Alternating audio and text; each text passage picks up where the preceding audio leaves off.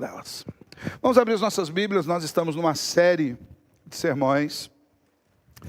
Como eu falei, nós não desistimos de Filipenses. Nós tivemos toda uma série com Filipenses, tivemos mais 2 sermões reafirmando a série. Pastor Eliandro esteve conosco ao final do capítulo 1, depois ao final do capítulo 4. Mas nós entendemos, até mesmo por pedido de alguns irmãos, a importância de nós nos aprofundarmos, em específico, nas virtudes que o apóstolo Paulo recomenda que nós tenhamos. Na verdade, ele não recomenda, ele manda que nós tenhamos na nossa mente. E essas virtudes estão em Filipenses 4, no versículo 8. Semana passada nós já vimos a primeira dessas virtudes, que é aquilo que é verdadeiro. E hoje nós vamos caminhar para a segunda das virtudes. Eu quero convidar os irmãos a abrirem suas Bíblias, nós vamos ler esse texto da palavra do Senhor. A nossa série tem versado sobre saúde mental. O que é saúde mental? E nós percebemos e falamos até bastante na introdução do sermão passado, de que saúde mental verdadeira é a saúde de uma mente que repousa sobre Cristo Jesus. Uma mente que tem o seu interior habitado por verdades eternas. E essas verdades nos trazem sanidade. Essas verdades nos fazem bem para o corpo e para a alma. E nós vamos ver mais uma delas. Filipenses 4:8, eu vou ler na Nova Almeida atualizada e depois eu vou reler na Nova Versão Internacional. Diz assim: em que pensar? Finalmente, irmãos, tudo que é verdadeiro, tudo que é respeitável, tudo que é justo, tudo que é puro, tudo que é amável, tudo que é de boa fama, se alguma virtude há e se algum louvor existe, seja isso que ocupe o pensamento de vocês. Vou reler na Nova Versão Internacional, onde o imperativo vem anterior, no começo da frase, na construção e não no final. Na Nova Versão Internacional diz: finalmente, irmãos, pensem em tudo o que for verdadeiro, tudo que for digno de respeito, tudo que for justo, tudo que for puro, tudo que for amável, tudo que for de boa fama, em tudo o que houver alguma virtude ou algo de louvor. É isso que a nossa mente precisa estar, ou melhor, é isso que precisa habitar a nossa mente. Vamos orar, irmãos, para que o Senhor fale conosco nessa manhã. Nós te louvamos, Senhor, porque o Senhor nos dá a oportunidade de estarmos reunidos como igreja do Senhor aqui nessa manhã, para prestar culto ao Senhor, cantar louvores, dobrar as nossas vidas na Tua presença, pedir e receber o perdão de pecados, Senhor. Mas tudo isso nós fazemos por conta da Tua palavra, e é em torno da Tua palavra que nós estamos agora, para aprendermos mais acerca do Senhor, para que de fato tenhamos a mente transformada pelo poder do Senhor. Fala conosco, que o Teu Espírito nos conduza a toda a verdade que está revelada na palavra, explicitada na pessoa de Cristo Jesus.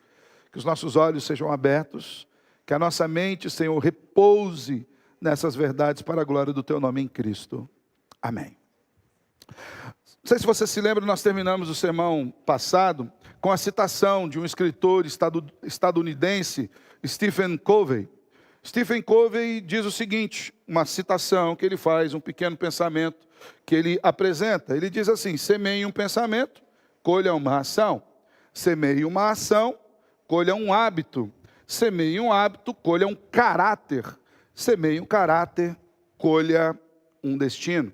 Perceba que, na percepção de Stephen Covey, o destino, no que tange a ser fruto do curso de toda uma vida, ele é originado no pensamento. Na verdade, quando nós paramos para pensar, tudo que há em nós é originado pelos pensamentos. Pensamentos incorretos geram sentimentos incorretos, e daí a insanidade mental. Pensamentos incorretos geram sentimentos incorretos. E logo, o coração e a mente vêm-se divididos e estrangulados pela ansiedade. Já falamos aqui também na semana passada que, segundo estatísticas, 92% das coisas que afligem a nossa mente, a nossa alma, nos levando à ansiedade, nunca aconteceram e nunca vão acontecer. Eu falo, gente, isso aí é uma coisa para a gente devia pensar mais nisso, sem ansiedade. Mas 92% das coisas que nós nos preocupamos, elas não existem de fato. Diga-se de passagem, o amanhã não existe de fato para nós. Se nós formos pensar bem, o amanhã é uma mera especulação filosófica. O amanhã só existe no plano de Deus.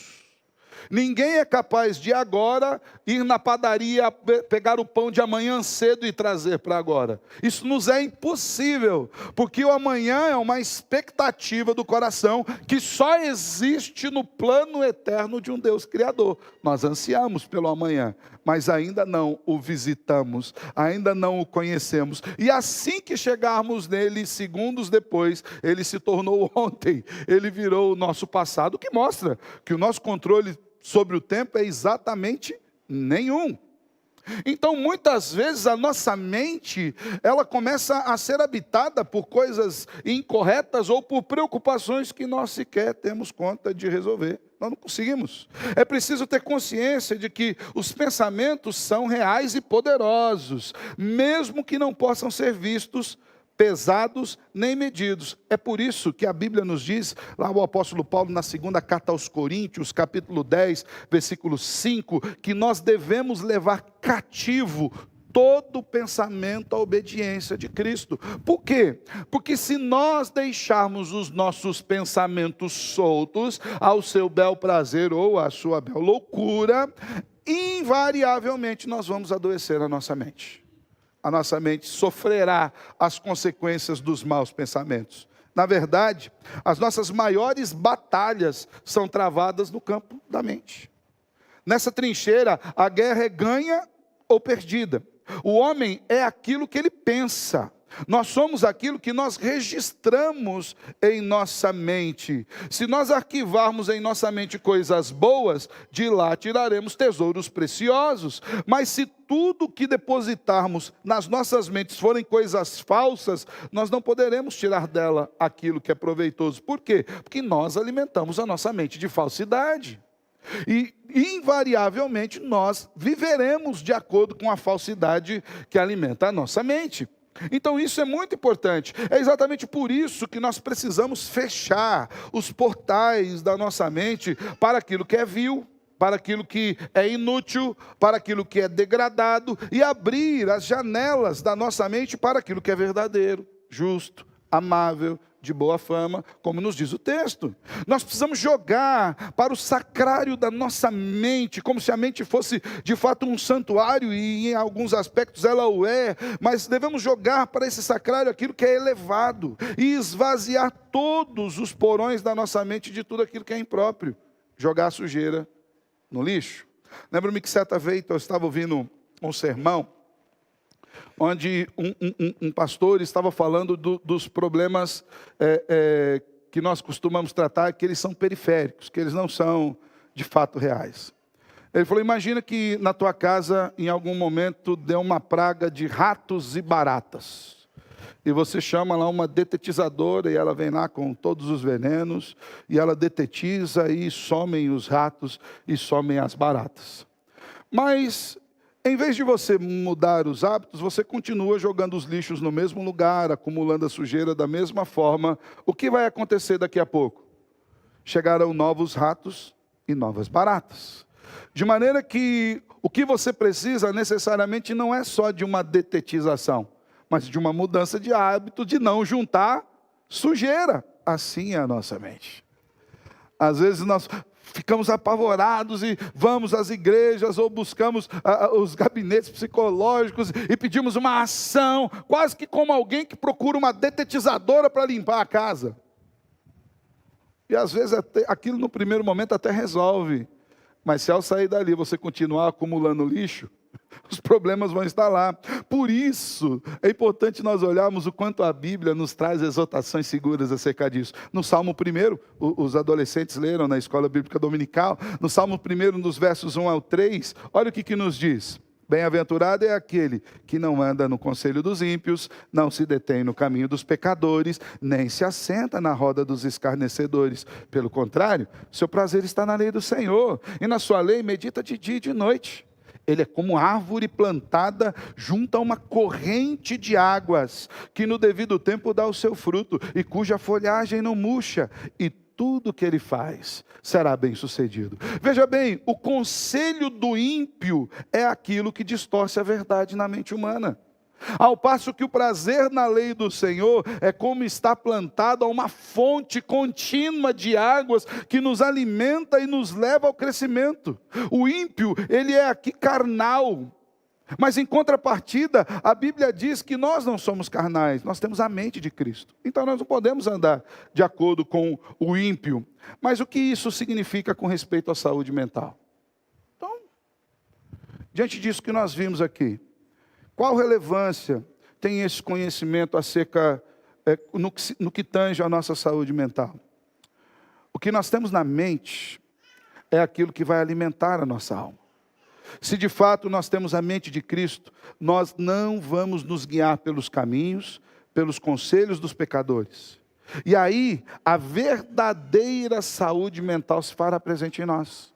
O profeta Isaías declara no capítulo 26, versículo 3, Tu, Senhor, conservarás em perfeita paz aquele cujo propósito é firme, porque ele confia em Ti.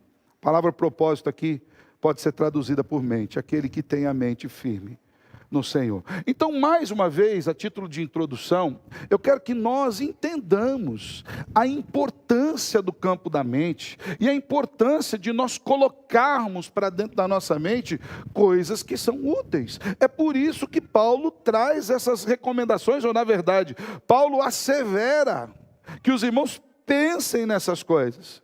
E nesse sentido, irmãos, manter a mente firme no Senhor é muito importante. E nisso nós vamos ver como fazer para habitar a nossa mente pela segunda virtude que Paulo recomenda. Paulo já diz, finalmente, irmãos, tudo que é verdadeiro, e agora ele diz, tudo que é respeitável. Como nós podemos ter uma mente alimentada por aquilo que é respeitável? Já parou para pensar o que é respeitável? O que é isso, pastor? Será que o respeito é meramente aquela atitude de você tratar as pessoas mais velhas como senhor ou senhora? Não se ofenda, viu, se alguém mais novo que você te chamar de senhor ou senhora. Ele não está dizendo você é velho ou velha, ele está dizendo eu te respeito. Não se ofenda se alguém, por conta de qualquer situação ou de qualquer colocação que você tenha, social ou não, te tratar como senhor ou senhora. Hoje a gente está vivendo num mundo complicado, viu? Né? Isso é sinal de respeito. Mas será que é disso que está falando só o texto? Isso faz parte. Mas será que é só disso? O termo grego traduzido por respeitável aqui é o termo semnos, que também tem o sentido de augusto, venerável, respeitável pelo caráter, ou seja, pela raiz, honorável. Semnos é aquilo que inspira reverência, aquilo que inspira temor.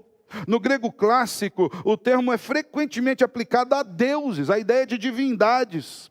Ainda ele é um sinônimo bíblico para santidade, para pureza, para aquilo que é sagrado. Então a ideia de respeitável é muito além do que meros aspectos externos. Quando aplicado a homens, o termo semnos, ou seja, respeitável, ele traz consigo a ideia daquilo que é humanamente venerável, o que é magnificente, o que é grande. O termo descreve alguém que se move dentro do mundo como se esse mundo fosse de fato o templo de Deus. Ou seja, é alguém que anda diante de Deus reverentemente em todos os lugares. O templo não é a igreja. O templo não é um lugar, o templo não é uma cidade, o templo é a criação de Deus. Diga-se de passagem, esse é um conceito reformado de vida, quando nós dizemos que vivemos corandeu, diante de Deus. Nós estamos diante de Deus o tempo todo. Nós estamos diante do grande templo de Deus, adorando a Ele na igreja e fora da igreja. Adorando a Ele no trânsito, adorando a Ele no trabalho, adorando a Ele na casa, nos nossos relacionamentos, com esposa, com esposo, com filho. Nós estamos adorando a Deus. Essa é a ideia de respeitável, uma ideia que vai muito além de pequenas práticas, mas é uma ideia que engloba a mente como um todo, de estarmos constantemente diante de Deus. O comentarista Matthew Arnold sugeriu a seguinte tradução: para respeitável? Aquilo que é nobremente sério, com o que você não pode ficar brincando. Aquilo que descreve algo que em si mesmo tem dignidade, que é santo per si, não que foi tornado santo, ou foi feito santo, ou consagrado, aquilo cuja santidade é intrínseca. Nesse mundo há coisas que são corriqueiras, baratas, e até mesmo atrativas às mentes mais superficiais, mas nós, como cristãos, somos chamados a repousar as nossas mentes nas coisas que são mais profundas, nas coisas que são mais sérias, nas coisas que são dignas. É mais ou menos como se Paulo estivesse dizendo: não fique perdendo tempo com bobagem. Habite a mente com aquilo que é de fato extremamente proveitoso. Por isso, os crentes são chamados a alimentarem as suas mentes com tudo aquilo que é respeitável, ou tudo aquilo que é honesto, ou tudo aquilo que é nobre, digno e merecedor do respeito, naquilo que é moralmente bom. Uma mente saudável é uma mente habitada pelo que é respeitável, por aquilo que é digno de honra. E isso gera crentes dignos e sinceros, tanto nas suas palavras quanto no seu comportamento. Porque eles não estão fazendo isso por estarem diante de uma pessoa ou outra, ou diante de um ambiente ou outra, mas eles estão fazendo isso porque eles entenderam que eles estão diante de Deus.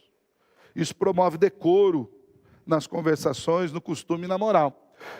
E trazendo mais especificamente para o termo, eu quero destacar 3 aspectos de como nós temos uma mente dirigida pela honra. 3 verdades acerca do que é ter uma mente dirigida pela honra, ou por aquilo que é respeitável, que também é traduzido por honorável. E eu quero aqui trazer 3 verdades que nós precisamos entender. Primeira delas é que Deus é a fonte de tudo aquilo que é respeitável. Quando Paulo está dizendo que a sua mente seja habitada por tudo aquilo que é respeitável, é como se Paulo estivesse dizendo: olhe para Deus. Deus é a fonte. Você não vai encontrar nada no mundo que não seja o próprio Deus. Como nós já vimos, o termo respeitável ou honorável, uma tradução lá do grego, ele também é um sinônimo para aquilo que é santo, para aquilo que é puro, para aquilo que é sagrado. E isso aponta diretamente para o caráter de Deus. A honra e o respeito emanam da santidade e perfeição de Deus. Diga-se de passagem, Deus é o padrão da moral. O mundo, ele é contra a moral, né? Mas ele esquece que ele bebe o conceito de moral da teologia. A moral emana de Deus. Deus nos fez seres morais. Diga-se de passagem, em toda a criação, nós somos os únicos seres com capacidade moral que conseguem atribuir valor moral às coisas. Nenhum outro ser pode fazer isso. Eu não quero desanimar aos pseudo pai de pet. É pseudo, porque o pai do pet é outro pet, tá? O pai do cachorro é o outro cachorro, não é você. Desculpa se eu desmistifiquei alguma coisa. E perdoe o seu pastor se eu falar algo que machuque o seu coração, mas é uma verdade, o seu cachorro não te ama. Como assim, pastor? Eu chamo, ele vem. Eu tenho uma lá que chama e vem. Ele faz carinho, ele deita no meu pé. Ele não tem sentimentos morais, ele não entende o que é amor. Ele não sabe o que é isso. Só nós amamos de verdade. Ele tem instintos que o movem àquilo. Ele tem instintos de matilha. Às vezes ele vê você como um cachorro maior. O chefe da gangue, da matilha, o chefe da matilha, né? Vai ser o cachorro mais perigoso que a gente tem aqui. Não vou ficar dando bobeira com ele. Ele se submete a você instintivamente. Mas ele não entende o que é amor. O gato então nem se fala. Esse pastor nem precisava falar. Eu sei que ele não ama mesmo, né? Ele suporta o ambiente comigo na mesma casa. Mas ele também não tem esse tipo de assentimento moral. O ser humano é o único criado à imagem e semelhança de Deus.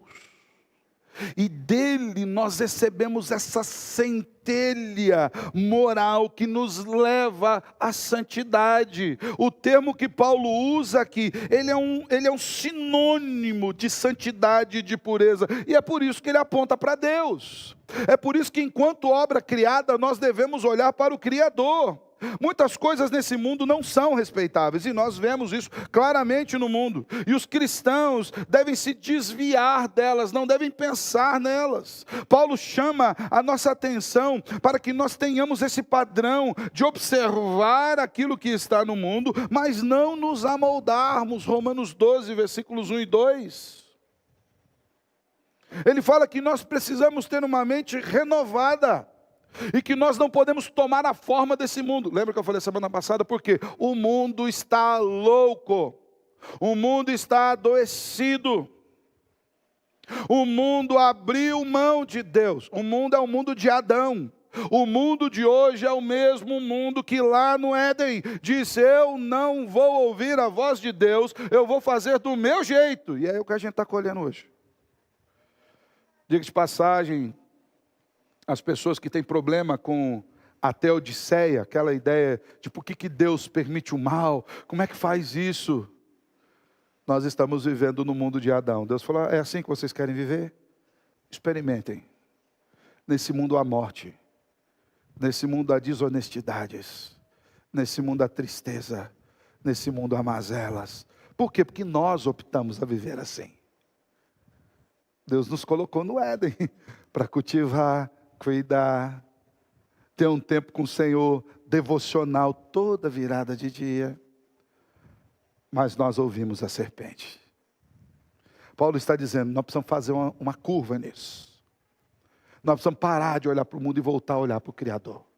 Tudo aquilo que é respeitável, tudo aquilo que é honorável, tudo aquilo que remete à santidade, à pureza, emana de um Deus que é puro, que é santo, que é bom e que nos criou retos, como nos diz Salomão. Qual que é o nosso problema? É que a gente se meteu. O texto diz muitas estultícias, né? Mas uma tradução mais literal diz assim: Deus fez o homem reto, mas o homem se enfiou em muitas loucuras. Esses não são os nossos problemas? Assim, eu sei que você quase não peca, lá de vez em quando, assim, num deslize absurdo. Perceba se não é a loucura, a escolha pelo mau caminho, o deixar de olhar para Deus. De maneira, irmãos, que nós precisamos aprender que uma mente dirigida pela honra é uma mente que tem Deus como fonte daquilo que é respeitável. Não é o mundo que vai dizer para a gente que é a fonte do respeito. Veja bem, isso não significa que nós vamos enterrar a cabeça na areia e evitar tudo aquilo que é desagradável no mundo. Mas significa que nós não vamos dedicar a nossa atenção a coisas desonrosas e nem permitir que elas controlem os nossos pensamentos. E às vezes a gente é dirigido pelo mundo. O Senhor disse: se o seu inimigo tiver fome, dá onde comer para ele. Se ele tiver sede, dá de beber. Mas nós preferimos a escolha dos inimigos de Jacó e nós entulhamos os poços. Se o inimigo tiver fome, mata ele de fome, que é melhor ir morto do que ele me dando problema. Se ele tiver sede, esconde a água, fecha a torneira, arranca, põe um plugue ali. Isso é escolha do mundo. Ou quando não, a Escritura diz que nós devemos perdoar. Quantas vezes, os apóstolos perguntando para o Salvador, quantas vezes a gente tem que perdoar? Na verdade, eles não queriam perdoar muito, eles estavam tentando fazer alguma formulação matemática que pudesse limitar o aspecto do perdão. Até 7 vezes, Senhor. Fala a verdade. Quem aqui perdoa 7 vezes num dia? 7. Vamos pular, esquece os 70, vamos só para o 7. A mesma pessoa, no mesmo dia. Acordou, café da manhã. 7 vezes por dia é bastante coisa, irmãos. O dia tem 24 horas. Vamos imaginar só o tempo que você está acordado. Vamos chutar 14 horas de relacionamento. A cada 2 horas. É um negócio igual medicamento. Você perdoaria? Mas o Senhor fala, não, é até 70 vezes 7. Mas aí nós falamos, não, pastor, não posso perdoar, porque se eu perdoar eu sou bobo. Mas por que eu vou perdoar se a pessoa continua agindo daquele jeito? Isso é um problema dela. É por isso que a Bíblia diz, tudo aquilo que é respeitável, você precisa olhar para Deus. O padrão de conduta é Deus. O caráter santo é de Deus. A honestidade, sendo uma manifestação da prática da santidade de Deus, denota ambas, a santidade e a honestidade, uma excelência que consiste nisso. Andemos de maneira digna da nossa vocação. O Senhor nos chama a andar de maneira digna daquilo que foi chamado. Vocação é o chamado. Fomos salvos para Cristo, por Cristo, em Deus. E nós devemos nos manter assim. Deus nos salvou, nos chamou para si em Cristo Jesus, nos perdoou dos nossos pecados, nos redimiu, nos adotou, nos incluiu na sua família, nos fez novas criaturas. Ele não catou você e colocou para dentro do reino e deixou você do jeito que estava. A Bíblia diz assim, se alguém está em Cristo, 2 Coríntios 5,17, é uma nova criatura, é alguém que foi feito de novo, é alguém que nasceu de novo em Cristo Jesus. As coisas velhas, as velhas práticas, os velhos costumes, a velha maneira de ser, o velho homem ficou para trás. E agora? Tudo se faz novo. E esse tudo precisa literalmente significar tudo. Todos os aspectos, pensamentos, ações. Como novas criaturas, nós recebemos novas inclinações. Nós recebemos novos desejos. Você percebe que como nova criatura você começa a amar aquilo que você não amava? Não amava ler Bíblia, conhecer Deus, mas você começa a amar. Negócio de igreja, você não amava, às vezes fala, que povo chato. De repente você chega agora e fala, nossa, são meus irmãos, e eu os amo profundamente, eu compartilho com eles uma vida. Agora eu não amo mais estar nas baladas da noite, mas eu amo dormir para acordar cedo, para ouvir do Senhor. Eu amo a justiça, eu amo a verdade. Agora eu amo as pessoas de forma diferente. Por quê? Porque como novas criaturas, Deus mudou tudo em nós. As nossas inclinações, os nossos desejos, as nossas fontes de prazer, os nossos padrões de pensamento, tudo fundamentado no caráter santo de um Deus que é santo. Pensar em coisas respeitáveis é encharcar a mente com o conhecimento de quem é Deus. Quanto mais você souber quem é Deus, mais respeitáveis serão os pensamentos que habitam na sua mente. Por quê? Porque o respeito emana de um Deus que é santo. Segunda verdade que nós precisamos aprender acerca de ter uma mente habitada pela honra ou por aquilo que é respeitável, é que o mundo não vai conseguir promover o verdadeiro respeito ou a verdadeira honra. O mundo não é capaz disso. Nem nas atitudes mais elevadas do mundo nós conseguimos ver essa manifestação. Em contraste com a santidade de Deus, nós vimos aqui que Deus é a fonte daquilo que é respeitável, porque Ele é santo em si. Toda a santidade emana dele. Deus não foi feito santo, não foi consagrado a ser santo. Ele é santo. O seu ser é santo. A santidade, na verdade, emana de quem Ele é. E toda a santidade é referente a Ele. Ele é o padrão. Diga de passagem, Ele mesmo diz, sede santos, porque eu, o Senhor, sou santo. Ele é o padrão para cada uma dessas coisas. Então, em contraste com a santidade de Deus, nós vemos um mundo que, como diz João, na primeira carta, capítulo 5, 19, jaz no maligno. Deus é santo. O mundo está no maligno. Jazer significa estar morto, estar sepultado. Tanto é que quando você, não sei se você já teve essa experiência dolorosa de ter que lidar com a morte de alguém, quando a gente vai comprar um túmulo, em muitos lugares fala que você vai comprar um jazigo, onde você vai depositar alguém que está morto. O mundo está no jazigo do maligno, o mundo está morto no maligno.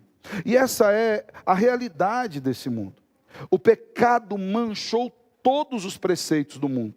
O pecado manchou todos os pensamentos, os padrões, os relacionamentos. A queda afetou todo mundo e o mundo todo. Não há ninguém que escape. Na teologia nós chamamos de efeitos noéticos da queda. Não tem a ver com Noé, mas os efeitos da queda em todas as áreas da nossa vida, em todas as áreas da nossa existência. Agora a terra produz cardos, abrolhos, ervas daninhas, pragas, espinhos. Agora o próprio lavrar a terra é difícil. Você deixa a terra aí, ao Deus dará, né? Você vai perceber que vai crescer um monte de mato. Diz a Bíblia que a criação geme, aguardando a restauração. Toda a criação. E é exatamente por isso, irmãos, por conta da queda e do pecado, que o mundo não vai conseguir produzir aquilo que é respeitável, aquilo que é honroso. Então, se nós formos buscar como fonte de inspiração e pensamento aquilo que está no mundo, no que se refere à honradez ou à respeitabilidade, nós vamos naufragar fragorosamente. O melhor dos pensadores é mundano. O maior dos sábios é mundano. O mais puro dos homens é caído, pecador, mundano. Porque a queda afetou tudo. Por conta disso, o respeito e a honra do mundo, eles são relativos, eles sempre são relativos. Eles nunca conseguem ser absolutos. E essa relatividade é como uma espécie de duplicidade de caráter. Você não vai encontrar ninguém que consiga ser de fato honorável em si. Muitas vezes a respeitabilidade é até mesmo pragmática. E o que isso vai resolver para mim? Que benefício eu vou trazer disso para mim? Quando não egocêntrica ou até mesmo gananciosa. E às vezes a gente começa a acreditar nessas coisas. Às vezes a gente começa a dar vazão a essas coisas. Às vezes a gente começa a torcer por essas coisas. Sabe lá no seu filme de mocinho bandido? O bandido rouba, aí vem o mocinho e pega o bandido. E ele começa a bater no bandido. E ele bate muito. E você está torcendo para o mocinho. A sua torcida não é que ele pare, que ele faça justiça, é que não machuque a mão dele, que ele consiga bater o máximo possível. Esse é o padrão de respeito do mundo, que a gente permite que entre nas nossas mentes e vai distorcendo o nosso conceito até mesmo de justiça. Eu acredito que a maioria esmagadora de nós não iria buscar Pedro para a restauração. E orar para ele, traidor. A gente faz isso com os irmãos que saem da nossa igreja. Que dirá com Pedro? O cara mudou de denominação. Estou de mal.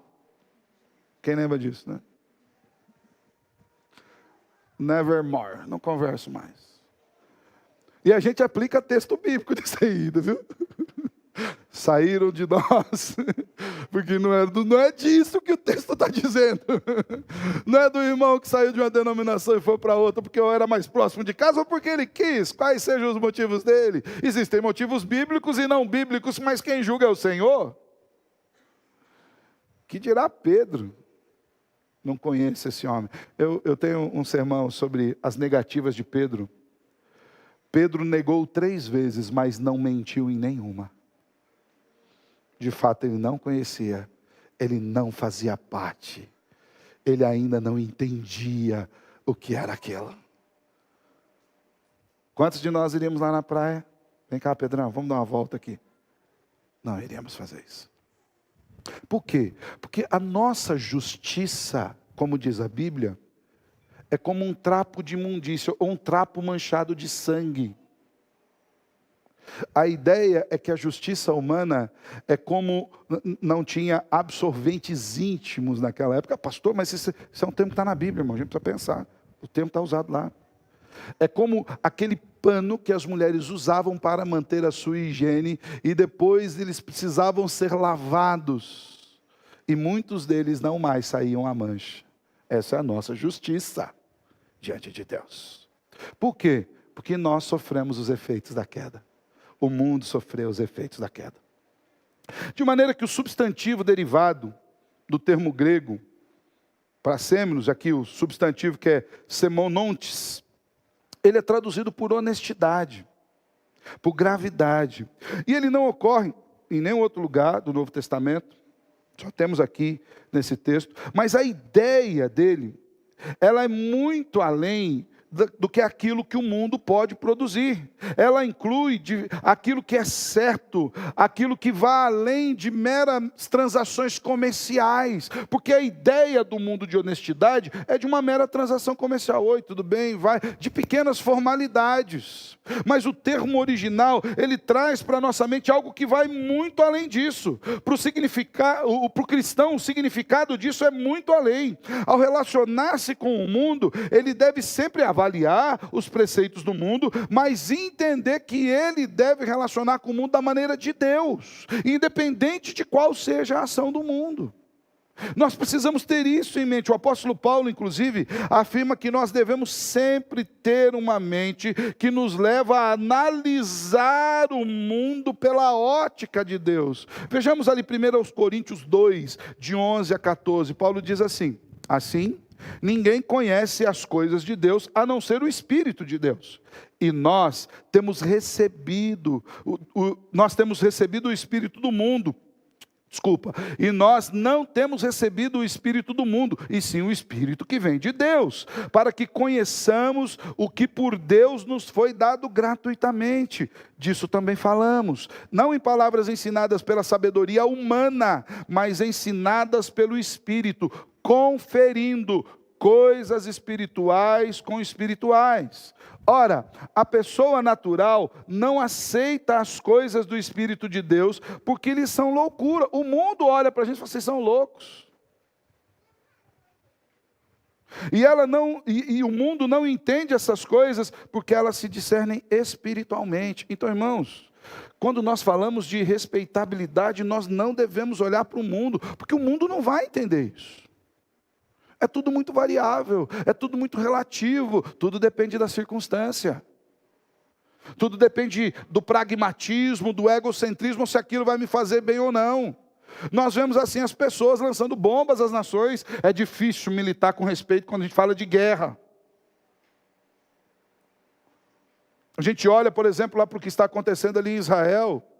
E em certo aspecto nós achamos justo. As pessoas foram raptadas, as pessoas foram violentadas, as pessoas foram mortas gratuitamente por loucos, fanáticos religiosos. Mas quando a gente começa a ver os efeitos da guerra, onde outras crianças também estão morrendo, onde outras pessoas estão sendo violentadas, a justiça do mundo jamais conseguirá promover a glória de Deus, porque o mundo está adoecido. Nós perdemos a noção da proporcionalidade. Às vezes até no castigo de um filho, a gente perde a mão na proporcionalidade.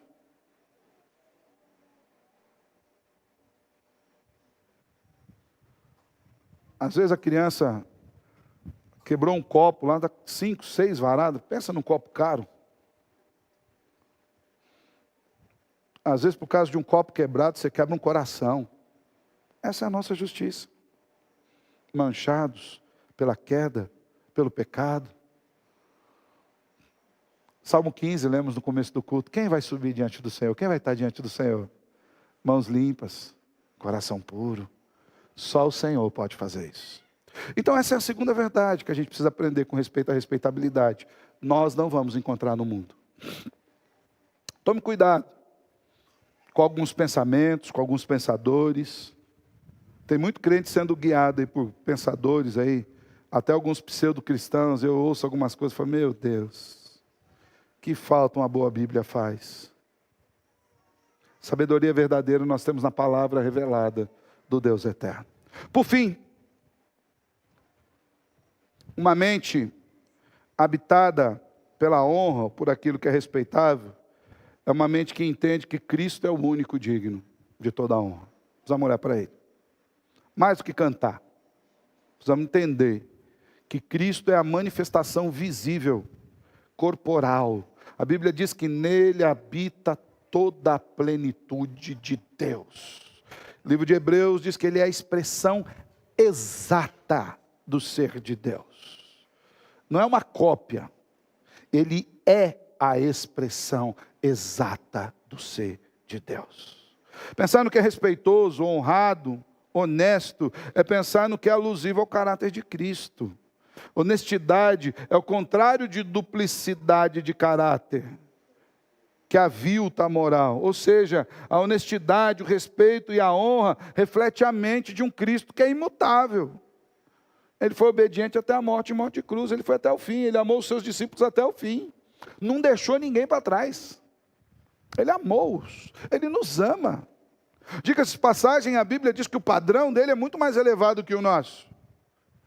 Isso nós vemos lá desde Jeremias, quando o povo estava no cativeiro e o Senhor fala, olha, manda uma carta para esse povo aí e diz para ele, olha, os meus pensamentos são mais elevados que o de vocês. E eu sei os pensamentos que eu tenho a respeito de vocês. É um pensamento de paz. Vocês são desobedientes, são cabeçudos, mas eu penso paz para vocês. Meu desejo é esse. A honra de Cristo, a honestidade, a imutabilidade do caráter de Cristo, diz que ainda que sejamos infiéis, Ele continua fiel. Por quê? Porque Ele não vai contrariar-se a si mesmo. Ele não vai deixar de ser Deus ou deixar de ser Cristo por nossa causa. Ele diz, olha, eu vou amar vocês até o fim. Vou salvá-los. Vou tirá-los do mundo e transportá-los para a minha glória. Aí a gente é uns peão atribulado. Tem uns crentes que é atribulado, né? Tem uns irmãos que só Jesus. Talvez esse que vos fala seja um desses. Só Cristo para salvar. Tem dia que nem a gente se aguenta. Já teve aquele dia que falou assim, Senhor, se dependesse de mim para eu me salvar, eu estava enrolado. Nem eu me aguento. Ele não vai mexer no seu caráter, em quem Ele é, por causa de criaturas frágeis e imutáveis como nós. Deus não faz birra, Deus não fica de mal. Ah, você não foi no culto, tirar você do livro da vida aqui. Faz isso. Chamei você para me adorar, você não foi, ó. Pede alguma coisa para mim, para você ver se eu vou fazer. Depois vem com oraçãozinha para o meu lado, campanha, vem. Deus não faz isso. Sabe por quê? Porque Ele não depende de nós para ser quem Ele é. Ele é Deus. Ele é imutável. Por isso aquilo que é respeitável, aquilo que é digno de honra, remete a Ele. Em especial na pessoa do seu Filho eterno, Cristo Jesus. O termo semi nos vem ainda de uma raiz que significa reverenciar ou adorar. Nos seus outros usos ali no Novo Testamento, ele descreve um estilo de vida que é exigido dos diáconos e dos presbíteros. Quando nós vemos lá em Timóteo e Tito, a palavra que é derivada ali para que eles sejam homens respeitáveis, é dessa raiz que manifesta o caráter de Cristo. Ou seja, os homens da igreja que são chamados a dirigir o rebanho do Senhor, precisam ter esse mesmo nível de respeito que o Senhor do rebanho, que os comissionou a fazer, tem. Em vez de pensar sobre o que é trivial, temporal, mundano, comum e terreno, o crente deve pensar naquilo que é celestial e tão digno de reverência, adoração e louvor, que isso leve a uma verdadeira adoração a Cristo.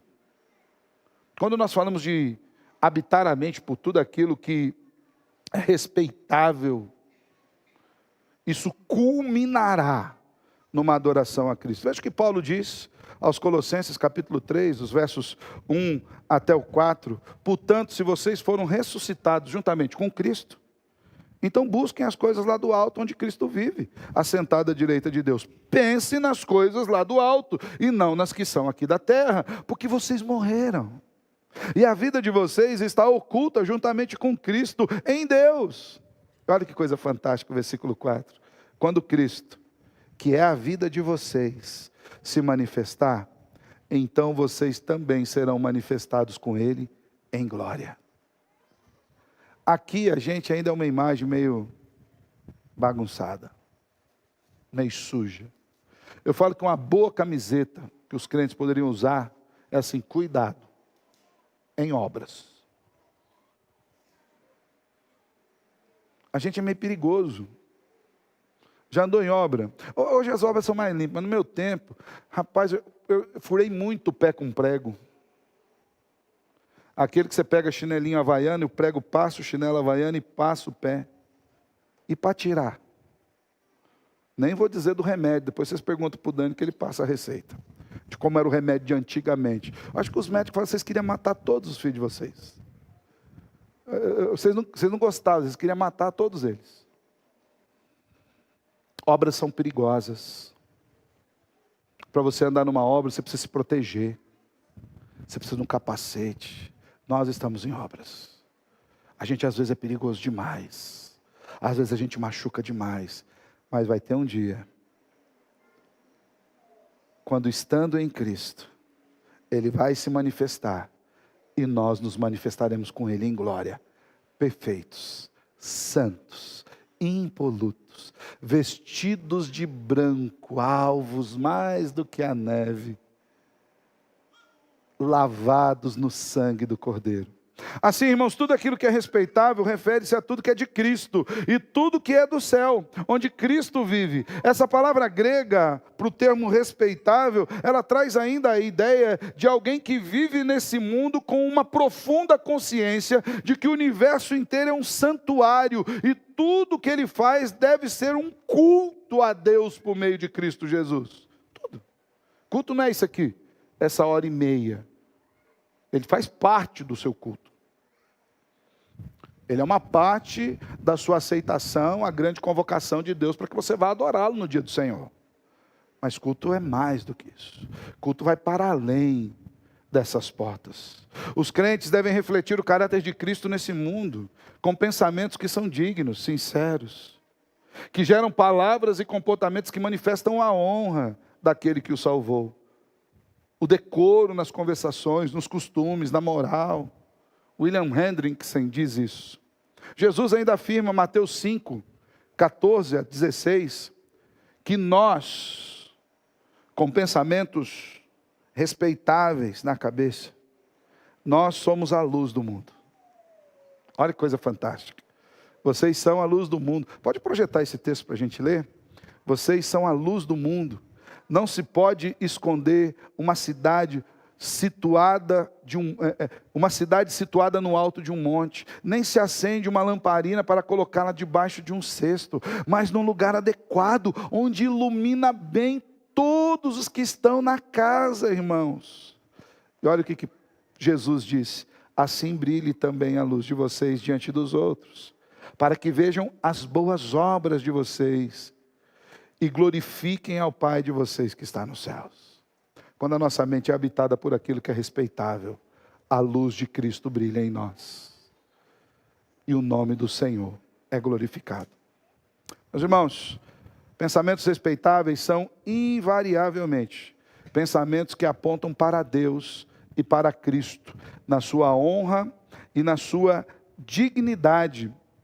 É importante que nós nos lembremos que o que deixamos entrar nas nossas mentes determina as nossas palavras e as nossas ações. Por isso, o apóstolo Paulo, ele é bastante claro quando ele nos chama a enchermos a nossa mente de tudo aquilo que é respeitável, de pensamentos que são verdadeiros, honestos, sempre fundamentados na palavra de Deus. E isso para nós é de suma importância.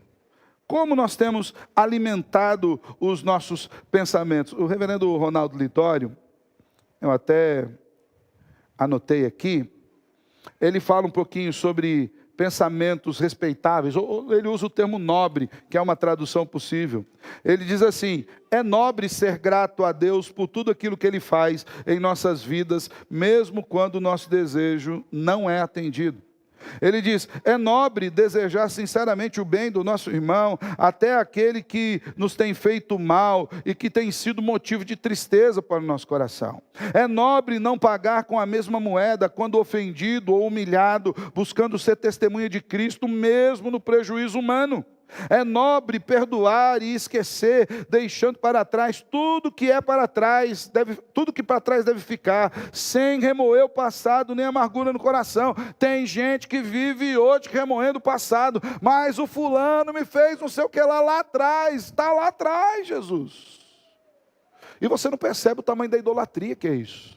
Porque você permite que uma atitude humana norteie a sua vida, quando a sua vida devia ser norteada pelo Deus que te salvou. Reverendo Ronaldo ainda diz: é nobre perdoar e esquecer, é nobre elogiar de forma pública e sincera, e também com sinceridade, repreender no privado com amor e firmeza. É nobre não buscar os aplausos e os primeiros lugares, mas dar preferência a outros, sobretudo àqueles que carecem de acolhimento. É nobre avaliar a motivação perante toda a nossa ação, certificando-se de não cair na armadilha de fazer as coisas certas com as motivações erradas. Tudo que é nobre, tudo que é respeitável, deve encher a nossa mente. Quando você estiver disputando o espaço na sua mente, quando algo estiver tentando disputar o espaço na sua mente, faça uma avaliação. Será que esse tipo de pensamento se parece com Cristo? Será que esse pensamento seria aprovado por Deus? Será que as atitudes que derivarão desse pensamento promoverão a glória de Deus? Caso a resposta para alguma dessas perguntas seja não, então esses pensamentos não são respeitáveis, não são honoráveis, não são dignos de habitar na sua mente. Que tudo aquilo que é respeitável habite as nossas mentes, e nós vamos ter saúde mental de verdade, porque os nossos pensamentos não estarão adoecidos pelo mundo, mas serão geridos por um Deus que é santo e puro.